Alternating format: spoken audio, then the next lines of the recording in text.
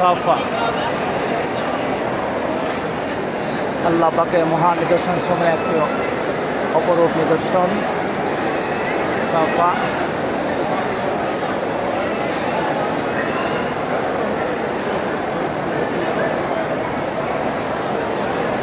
সাফা পাহাড় খন্ড অংশ এখানে সংরক্ষণ করা হয়েছে।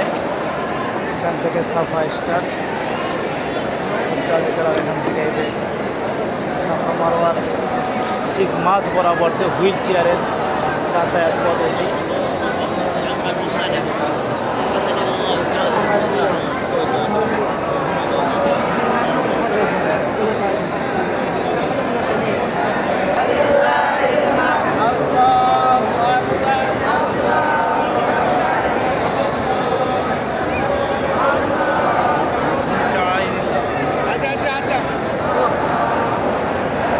মাঝখান দিয়ে যাবেন তারা এখান থেকে এই যে এখান থেকে হুইল চেয়ার নিয়ে মাঝ বরাবর যেতে পারবেন।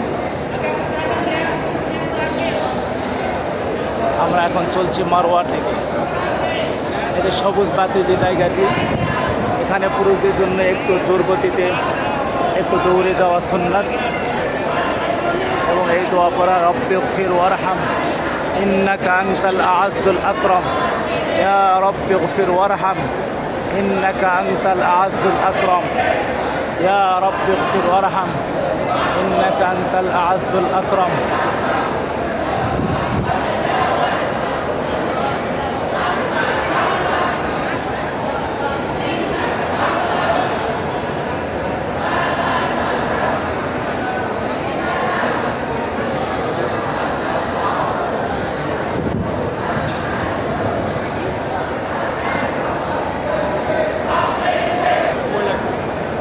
ওই যে বাইরে যেতে হয়। আমরা সাফা থেকে মারওয়ার দিকে যাচ্ছি।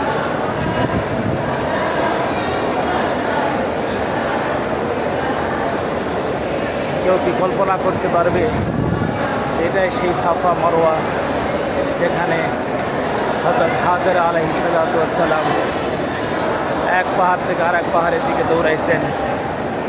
মনে এখন কল্পনা করাও মুশকিল।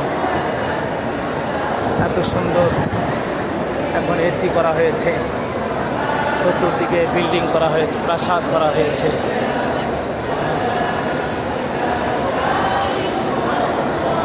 আলহামদুলিল্লাহ, আল্লাহ তাআলা আমাদেরকে উমরার জন্য ওয়াজিব সাই করার তৌফিক দান করেছেন।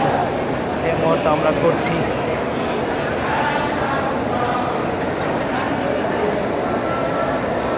চারতলা আছে, চারতলাতে এভাবে সাফা মারওয়া সাই চলছে।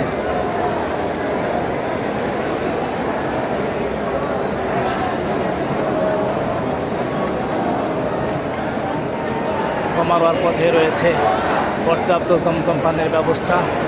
এই যে হুজ্জাজে কেরাম এখান থেকে জমজম পানি পান করছেন।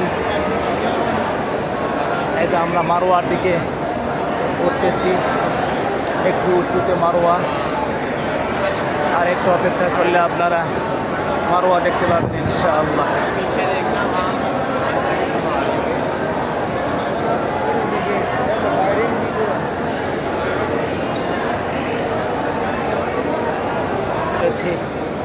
মারওয়াতে ঘুরে এখানে আসতে হবে।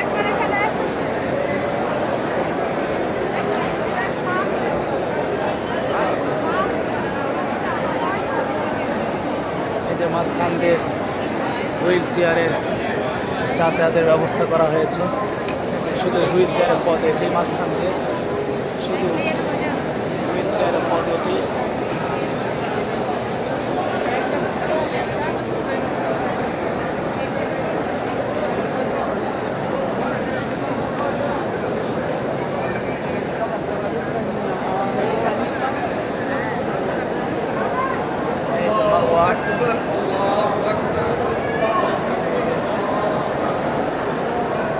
মারওয়ার খন্ডাংশ এভাবে সংরক্ষণ করা হয়েছে। এটি মারওয়া। চলেন,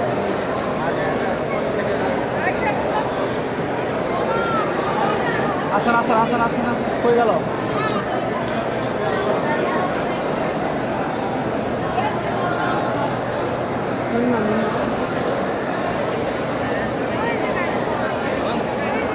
কই